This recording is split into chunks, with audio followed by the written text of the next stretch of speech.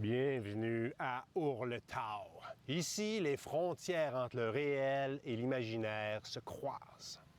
Ourletau, c'est l'univers sombre et fictif de la ville de Waterloo, un monde à l'envers inspiré de la série Stranger Things, dont a eu l'idée ce conteur. Quand la nuit tombe, qu'est-ce qui se passe? On inverse simplement les lettres, mais ça sonne étrange. Il n'a pas créé le parcours seul, il est aussi le fruit de l'imagination des élèves de la polyvalente Wilfrid Léger.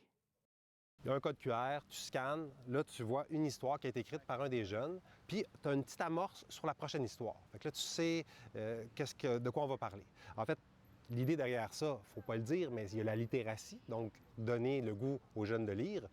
Un projet scolaire fédérateur, ces élèves espèrent à leur tour voir leur histoire choisie.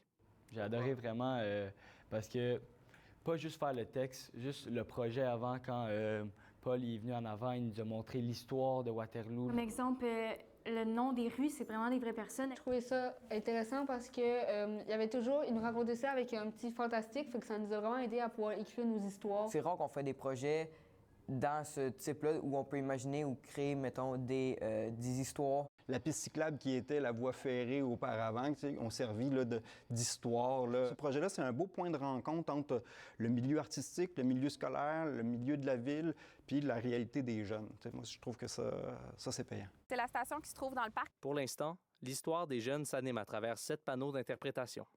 On espère que les gens vont être curieux, puis vont faire comme « Ah, un nouveau circuit, je vais l'essayer », qu'ils vont découvrir des stations, ils vont prendre une petite marche et puis qu'ils vont pouvoir juste les essayer au fur et à mesure. Au fil des années, des récits et des personnages vont s'ajouter. C'est en fait se réapproprier le patrimoine historique et bâti pour les jeunes. Fait que ça leur permet de s'inscrire dans l'histoire, en fait. Ici Étienne Meunier, Radio-Canada, à Waterloo.